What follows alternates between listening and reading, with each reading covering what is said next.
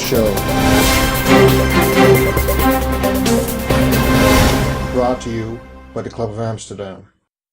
Well, hello everyone. Welcome to the Future Now Show. My name is Simon Jones. I'm from Cranfield University in the UK, and it's my pleasure to introduce this program. We've got an interesting session with one of my colleagues here, and he'll introduce himself. Yeah, my name is Hardy Schloer. I am having a company called Schloer Consulting Group, and I'm also the Chief Operating Officer of Prisma Analytics GmbH in Germany, where we are doing analytics, and we are working on new models of AI that we are implementing and using on big data. That's basically what I have been doing for the last 35 years. Well, AI and big data are certainly hot topics at the moment, so we're interested to hear what you have to say. So could you please introduce your subject first of all? Well, I'm working with big data coming out of the area of psychology, really, social psychology, and obviously one of the interesting things that I always liked to solve was why do people do things that they do, and that obviously led me very quickly to language. Because language is a behavior that seems connects people more than anything else. And over the years, I learned some astonishing lessons from language and how it is applied, how it's used, how it's abused, how it has become also a element of evolution throughout the centuries. From the humanoids that used to come out of their cave and with their little wooden spears to hunt an animal that would be 50 times their strength. And they were able to do it because they were able to behave as a group. And language, or even the most primal forms of language at the time, helped them to coordinate, to work as a coordinated element. And that fascinated me, and that brought me into the faculty of intelligence. And from there, it was a small jump to go into AI and go into using AI models. Not so much to do simple things such as recognizing a face or doing low-level neural net stuff, but doing very, very complicated things. And so that's basically what I'm doing. Is I'm working on models that actually thrive on the more data they have, the better. As we always were told in the 90s, especially at the beginning of this millennium, we dying on a flood of data. We have to obviously invent things that thrive on data. Given that today, every 24 hours, I understand we are producing more data every 24 hours than we have since the beginning of time. Until the end of 2012, we can see an incredible exponentiality in how much more data we collect, and also the speed and granularity in which we are collecting it. So all of my research efforts have gone in that direction to solve very fundamental problems in AI. Okay. Tell us a little bit more about the fundamental problems you've been trying to address and your particular approach at the moment.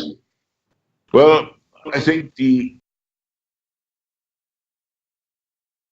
biggest problem that we have is that I call this the vertical and the lateral solution.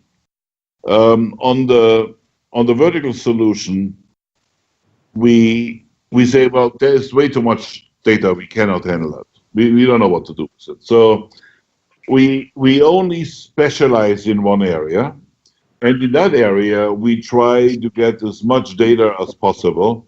And somehow, because it's all from the same area, we make it kind of work.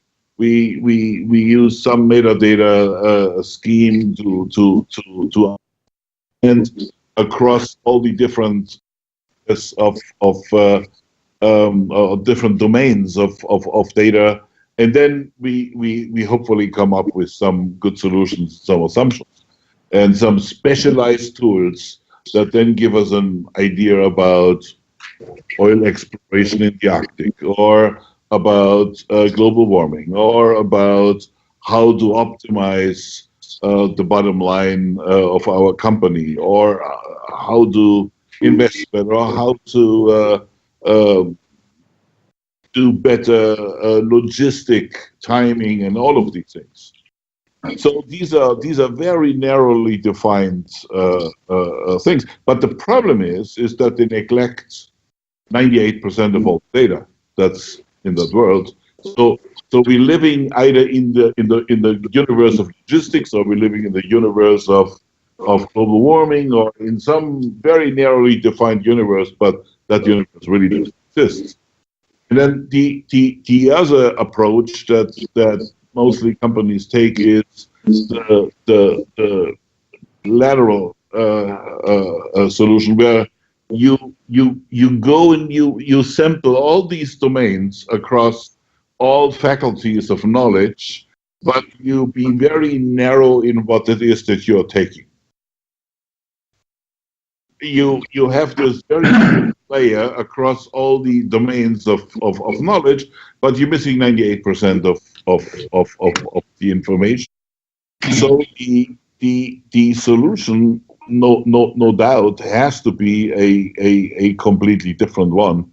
And our idea is that we need to map the information that we are tackling, which has to be all of it.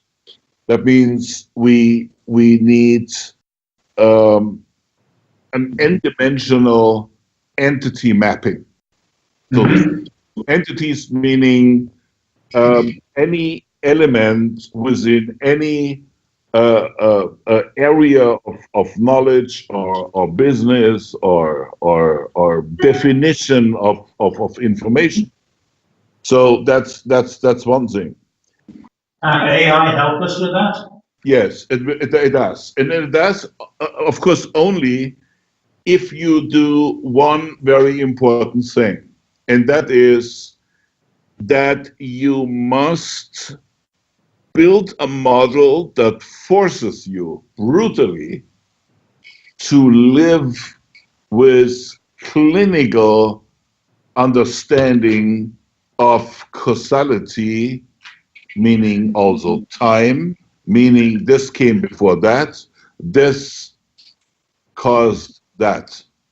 And causality is something that comes in billion tiny little pieces. And these billion little tiny pieces we can extract from data beautifully. We can. Once we begin to have a n-dimensional causality mapping over an n-dimensional entity mapping. So let's start out with looking at, actually, first of all, the tools in how we visualize the information that we are analyzing, our system analyzes. So we have here on the left side these colorful dots. We use these color codes throughout the system. It's very important, so that we consistently can always identify, just visually, certain types of information. So here we have, for example, the red dot represents persons, the blue dots groups, the purple dots, quite important. They are representing concepts, beliefs, ideas, these kind of things that people subscribe to, follow. The yellow or gold color one, that's objects, any kind of object. Then we have geography, that's quite important, the brown one. The very important one here in this context now is science and evidence, which is represented with the gray dots. Then the green ones are events, and anything that's black refers to dates and times of some significance. And then, of course, size matters. Objects that have a big influence are larger than objects with a smaller influence on the overall picture. So that's the tools we use, and then we plot that into a graph that has what we call a decision point. And here we have a yes, do it, and the extreme is to the north, or no, don't do it, and the extreme really don't do it is to the south. And then we have also the axis of risk, how much risk is involved, either by doing it or well, in this particular case, doing what the decision point asks to do. So we go by the premises that something is going to be done, and how much risk is involved doing it. So then let's go to actually what is it that we looked at. Here we have what we call major oil exploration plans. We call them Nordic 2, and we accumulatively looked at them. So anything that's north of the Arctic Circle or touching the Arctic Circle, how does it influence the world? Short-term, local, all the way to long-term, globally. So if we talk about exploring oil or pumping oil out of that region, then we should look, for example, accumulatively, how much oil is there in total, and how does this oil convert into a total of environmental impact. So how much do these millions of tons of oil, how do they then result into how many millions of tons of CO2 gases that are in the atmosphere, and how will that then have what effect, and so on. So there's a lot of things to look at. And so then what we do is we basically go into our system using our causality tools in order to put together what actually all of these things mean and where they come from, and who said what, and so on. So let's look at the first one here. On this one, by the way, this graph here represents a little bit more than 2.5 million documents, tables, statements, and so on, news pieces, all kinds of things that are on the subject matter. Very interesting here is we see a lot of these red, blue, and purple dots on the upper left, and then we see a lot of these gray dots on the bottom right. The upper left would say yes, absolutely do it, and there's no risk or little risk, or there's actually one group that says yes, do it quite emphatically, but there's a 50% risk that there is, some, but yeah. So there's all kinds of visions, all kinds of views, but when you then plot them accumulatively, then you get that picture. Then you ask yourself, why is there no representation of science in the upper left corner? That's an interesting question, and the answer is that because it's a science question, we squeezed down all of the science that we let into this plot here had to have at least an 85% probability to come from a source, which means very strict proof of generally accepted scientific standards of evidence. So we wouldn't allow anything in that is less than a completely independent and very strict scientific view on the subject. And interestingly enough, the really tough guys out there, they say, no, don't do it, and quite emphatically don't do it. And there's a high risk. And there's even a couple of groups, they are in the 85 to 95% risk zone, but say, well, yeah, you could do it, and you actually can see them. I put my mouse pointer on these two dots here. There are quite some accumulative information here on that, which is quite interesting because so scientifically they recognize as a high risk, but they're still on the side of doing it. So quite interesting point of view, but here it's visualized and quite clear. Now we're doing something else. First of all, before we go to the next slide, we should say that when we trace back all of these groups and people, and also all these beliefs that are being shown here, they mostly trace back by more than 80% to groups, people, and interests, and companies and institutions that are somewhere either funded by the energy industry, or they are in the energy industry, or they are being paid or working for companies that producing equipment for the energy industry, for example, making pipelines, making special drill bits, all kinds of things. So let's go to the next graph here. And here we see something very interesting. We are now having all the same information, but we are now adding to that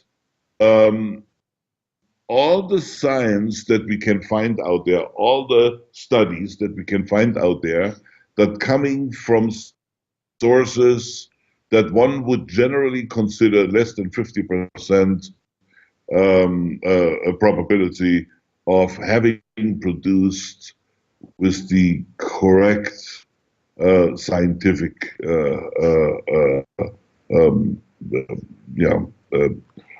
strictness of producing evidence and adhering to the proper science. So, and then suddenly we find that actually we find completely new on both sides. And the interesting thing here is this very large pool here of on the bottom right here, where I have my mouse pointer now, of new evidence is actually of such low standards that a person that has just reasonable thoughts can immediately identify this cannot possibly be true. For example, there is one study that we saw just by giving a cursory glance at the evidence that the system pulls out. That one study claimed that there would die more seals than they exist in the northern hemisphere. I mean, that can't be true, possibly. And there's a number of other very ridiculous claims in there.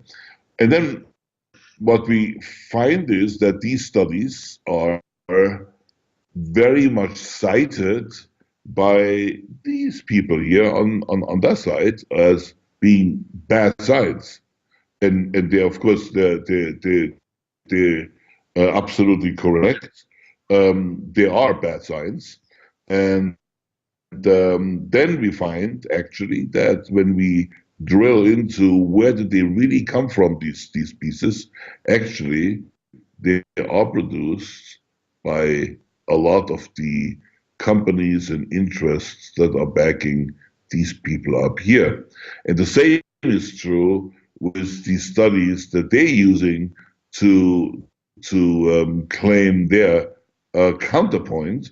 They are also produced very much by institutions, by people, by some kind of interest that is friendly, at least, to some of these groups, or has received in the past, or not too long thereafter, been given donations or some kind of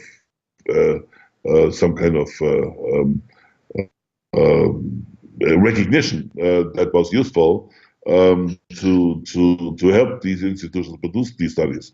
So we can say that by having a system now that tracks causality, and that's what we really do, that is then producing all the members of a particular subject matter and where they position themselves. We can easily take hundreds of millions of pieces of information and plot them in a very easy way. Here we see a fantastic polarization. If you look at this here, the polarization is enormous between these two groups. That we call that, by the way, internally here, a typically activist situation when something is as polarized as what we see here. All the weights are on the opposing corners of the risk action scale, and so then when we begin to drill down actually on the actual level of believability and so on, and then we see very very quickly a picture emerging, and the difficult part here is that when one combines these elements of so-called studies and science that has been produced, and to make today a study that sounds very very very scientific, but is loaded with false information, is very easy to do, and that is mixed amongst all the other ones that are in fact very well done. It's very difficult for the person that is not a expert to determine what is true and what is fake news, fake facts. So here we have a lot of fake science, and our system very easily can identify the fake science, filter that out, or filter it in to just see how it behaves and how it connects with all the other members. So this gives kind of an idea in how we can visualize kind of problems. All of our data, all of it, is imported into a very elaborate, generalized environment in which everything is preserved from how it lives out there in the real world. It means it has, well, in the olden days, we called that metadata. We invented some much more sophisticated tools than metadata, and I don't want to get too deeply into these particular elements now. But the point here I'm making is that when you have a completely generalized box in which you import the universe, or at least whatever it is you can grab from the universe. You put it in there, and it lives in there in the same causal relationships than it is out there in the real world, which is a very complex one. Then, and when you allow it to behave like reality does, where, for example, one object is never absolute, but it lives in instances, and where any object is never exactly what the object is, but what the sum of all observations results.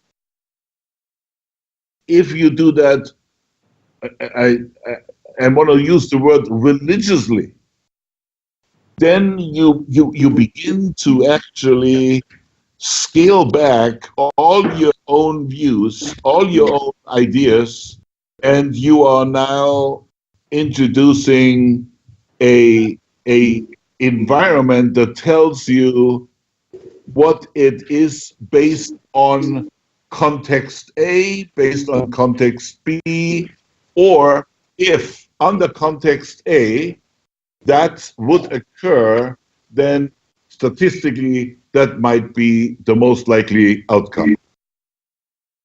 So when that's a very sorry, I'm sorry to interrupt you. That's a very interesting way of seeing the world. I'm conscious that we're getting close to the allocated time for our program, and I know, Hardy, that you had one wish for the audience as we go into 2018.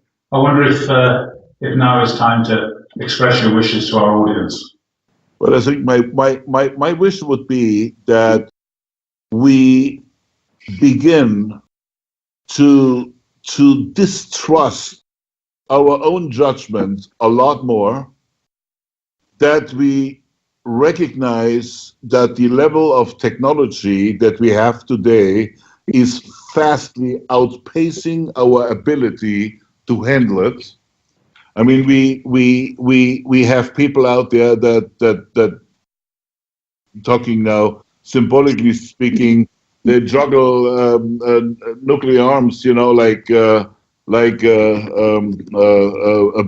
bowling sticks or oranges out there. And no one seems to understand how complex our world is, how dangerous our world can become unless we begin to become much more humble, begin to understand just how easily we are manipulated, how easily we believe things that are completely unsubstantiated, how easily we seduce in becoming very sloppy in our observations. And so I think becoming very humble and very careful in the future with the technologies we have and the societies we're responsible for would be, I think, a very, very good thing to do. That's a very thoughtful and wise wish, and I'm very grateful that you've had this chance to share it with us. Right now, it's time for me to say goodbye to the audience, to say goodbye to Hardy Schloer for a very interesting, thought-provoking, and deeply important topic.